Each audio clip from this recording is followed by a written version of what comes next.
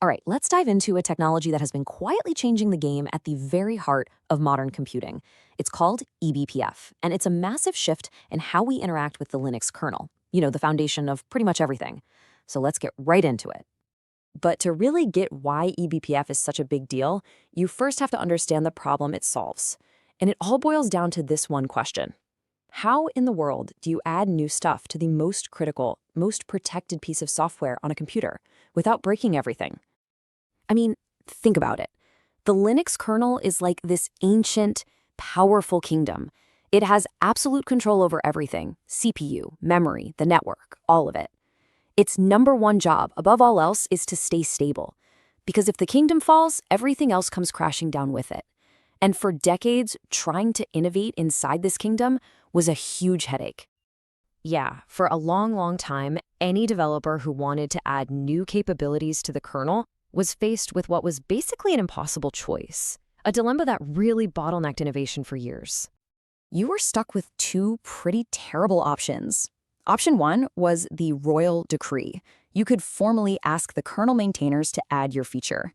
This was safe, sure, but it was incredibly slow, super bureaucratic. Or there was option two, the secret tunnel. This meant using something called a loadable kernel module, or LKM. It let you just inject your code directly into the running kernel. So yeah, it was fast, but it was unbelievably dangerous.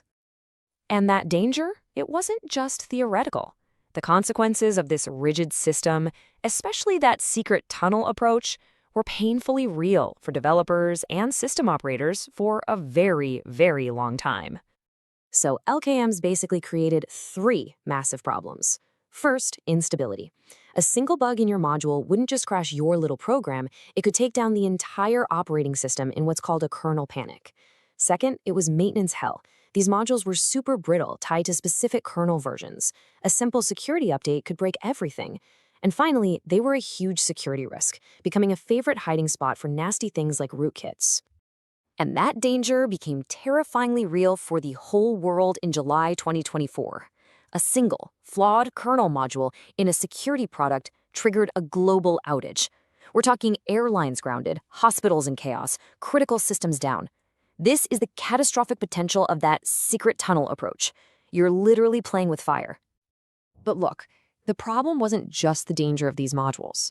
Even the safe tools that were already built into the kernel had their own huge limitations.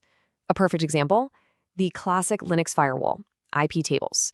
It's a great case study in how kernel rigidity can cause just awful performance problems. Okay, so here's the issue with how iptables works. For every single network packet that comes in, it starts at the top of a long list of rules and checks them one by one. Rule 1, nope. Rule 2, nope, all the way down. Now, if you have 10 rules, whatever, but in a modern cloud environment like Kubernetes, you can have tens of thousands of rules. This linear scan becomes a catastrophic performance bottleneck, just burning CPU cycles for absolutely no reason. So you see the dilemma, right? We were stuck choosing between dangerously fast or safely slow. We desperately needed a third path. And that's where eBPF comes in, creating a true paradigm shift. Now, this idea didn't just appear overnight. It actually started small, way back in 1992. The original BPF was just a simple tool to make network packet filtering more efficient. But then, in 2014, it was completely redesigned into what we now call extended BPF, or eBPF. And this wasn't just an update, it was a total transformation into a general-purpose virtual machine that runs right inside the kernel. Honestly, the best way to think about eBPF is this. It's like JavaScript for the kernel.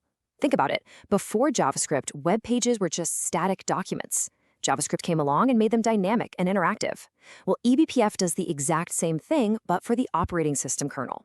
It lets you safely run these small, event-driven programs inside the kernel itself, without ever having to change the kernel's source code. And when you put the two approaches side by side, it's not even a contest.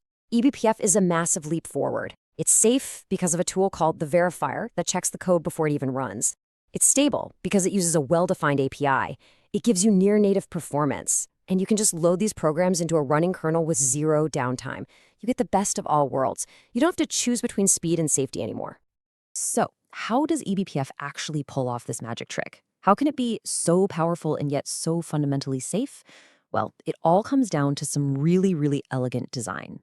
The life of an eBPF program is really the key.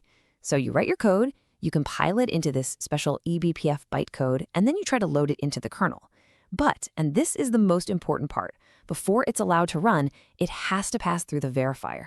Think of the verifier as the world's strictest security guard. It mathematically proves that your program is safe and that it won't crash the kernel. Only after it gets the green light is it converted into native machine code and attached to an event. This whole system really rests on three main pillars. First, as we just talked about, is the verifier. That's your safety guarantee. Second, you have helper functions. These are a stable, carefully selected list of functions your program can call. It's a stable API into the kernel, which prevents the brittleness of the old modules. And third, you have eBPF maps. These are basically super efficient data stores that act as a bridge, letting your little program in the kernel share information with your bigger applications running in user space. Now, this isn't just theory. This is very real. Major companies and huge open source projects are using eBPF right now to solve some of the biggest challenges in modern infrastructure. So remember that awful iptables performance problem? Well, the cloud-native networking project Cilium uses eBPF to just completely replace it. Instead of that slow one-by-one linear scan, it uses eBPF maps to do its network policy lookups. This means performance stays lightning fast, constant time, no matter how many rules you add. For Kubernetes networking, it's a total game changer. Take a look at Netflix. They use eBPF to get deep performance observability across their absolutely massive infrastructure. And the CPU overhead of their monitoring tools, it's this number, less than 1%. It's almost nothing. It's like giving them God mode visibility into their systems with basically no performance penalty. And in a security world, projects like Falco use eBPF to watch every single system call on a machine.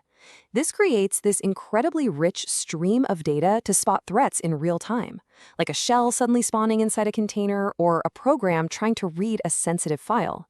It's deep, low overhead security monitoring that was pretty much impossible before eBPF.